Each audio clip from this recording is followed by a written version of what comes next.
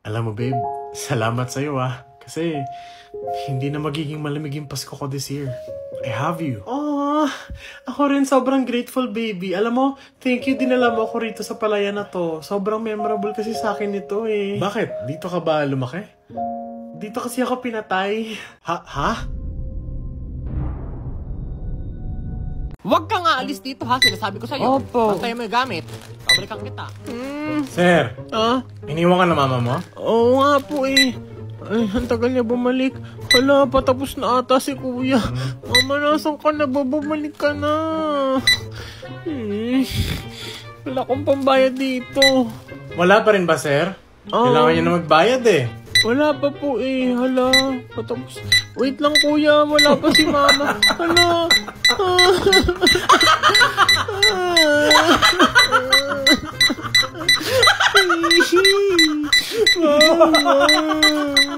Tinutulak ko pababa yung tae sa baradong toilet. Eh ikaw, binabaon ko sa lupa yung feelings ko para sa'yo na 3 years ko nang hindi maamin.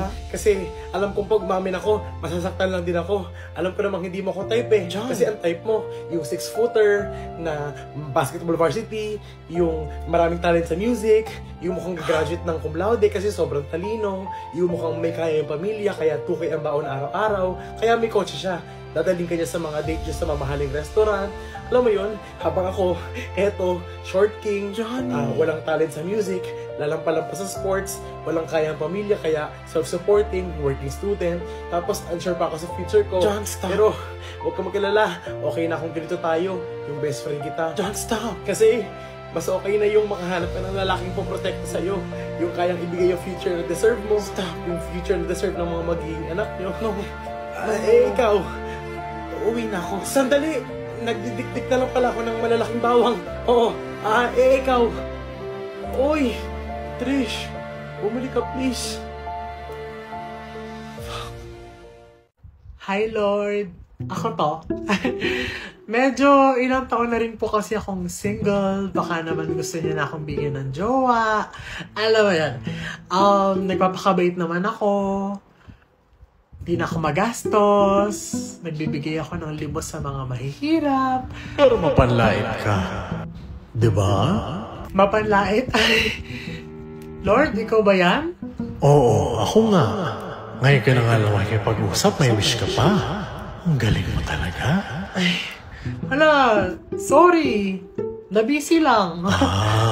Anong wish mo ulit? Magka-jowa? Opo, yung matangkad, mabango. Mabango?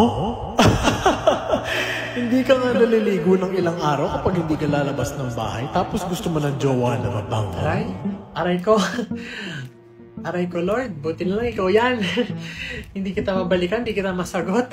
Takot ko lang sa'yo. Deserve. Ano pang mga hinahanap mong qualities ng jowa mo? Sabi mo? Yung may kotse, Lord. Pwede ba yun? Para naman maranasan ko maging passenger princess. Diba? Wow! Passenger princess! Stop the car, iha! Ano, Lord? Huwag niyo na po sabihin yung mga gusto niyo sabihin kasi baka masaktan ako lalo. Oo. Pwede na bang yung magising na lang po sana ako bukas? Or magising ako ng masaya? Pwede ba yun? Madali na po ba yun? Yan! Mas madali. Mas achievable. Sweet dreams, iha. Grabe naman. Miss, gulong ka ba? Ha? Bakit? Ang taba mo lang, itim mo pa eh. Wala pala to eh. Alam mo, maganda ka sana eh. Magpapapayat ka lang, tsaka gamit kang gluta. Ouch. For sure, magkaka-appeal ka sa aming mga lalaki. Sakit nun, Tip pre. lang naman. Barda, tulong! Ha? Anong pinagsasabi mo? Anong barda? Barda!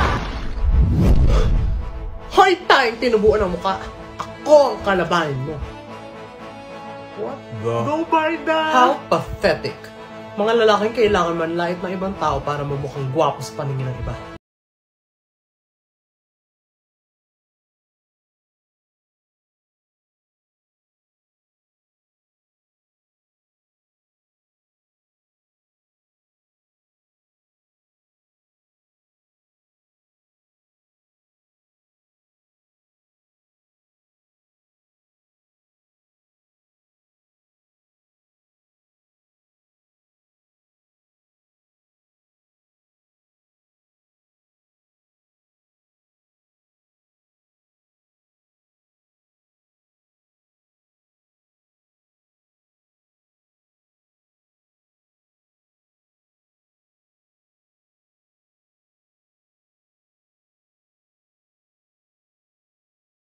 na yung mukha mo. Grabe naman yung dami ng pimples mo. Naliligo ka ba? Pag naliligo kasi, sinasama yung mukha sa hugas. Wow, tita! Sobrang kinis natin today Sobrang balat yung balat Sa'yo talaga galing yan? Nako! When I was younger, I never had a pimple on my face. Pero you also never had a boyfriend back then, di ba tita? Ako po kasi kahit marami akong pimple at acne marks, minamahal ako ng boyfriend ko.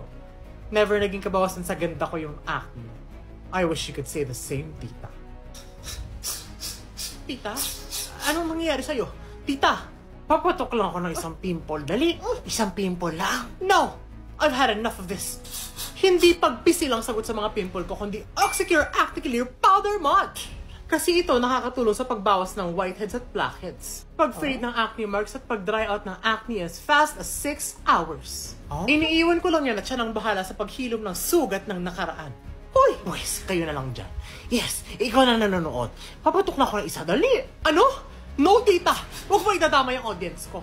Sumali na lang sila sa biggest pimple challenge ni Oxycure para mawala na yan. Oxycure is giving away 1 year's worth of products and derma consults. KJ mo? Ma, gusto ko ng spaghetti. Ay, wala tayong pera pang spaghetti.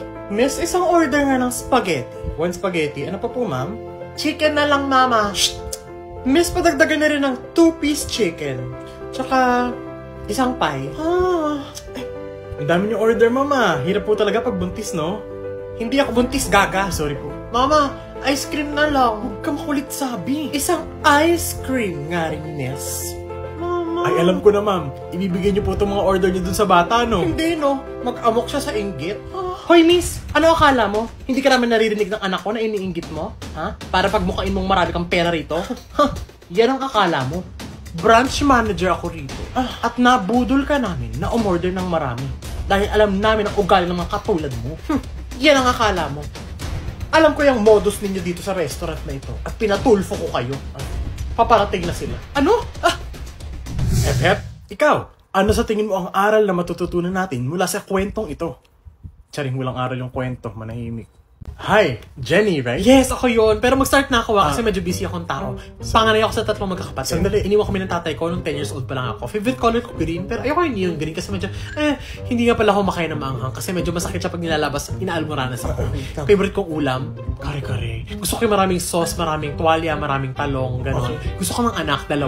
Pero not anytime soon, mga in 10 years time pa, para makapag-ipon-ipon muna tayo. Pero pwede rin naman tayo magpusa kung gusto mo ng alaga, para cute-cute lang. Ayoko kasi ng aso, medyo maingay sa bahay. Gusto ko yung alaga na nonchalant lang.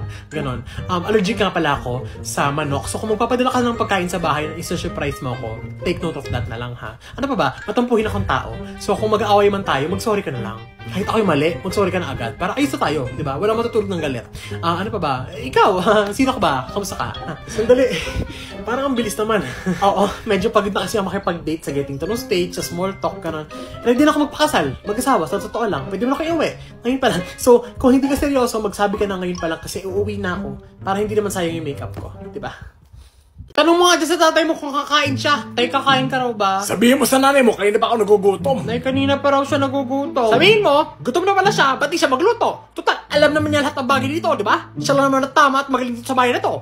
Tatay, Sabihin mo sa nanay mo, talak siya ng talak. Kung kanina pa siya nagluluto, edi sana kanina pa tayo kumakain. Puro bibig pinapagana eh. Sandali nga, bakit nyo ko ginagawang messenger? Kung mag-aaway kayo, keep it to yourselves. At tatandaan nyo na kung para kayong mga bata umasta. I'm the child here but I have to be the mature one. Wow!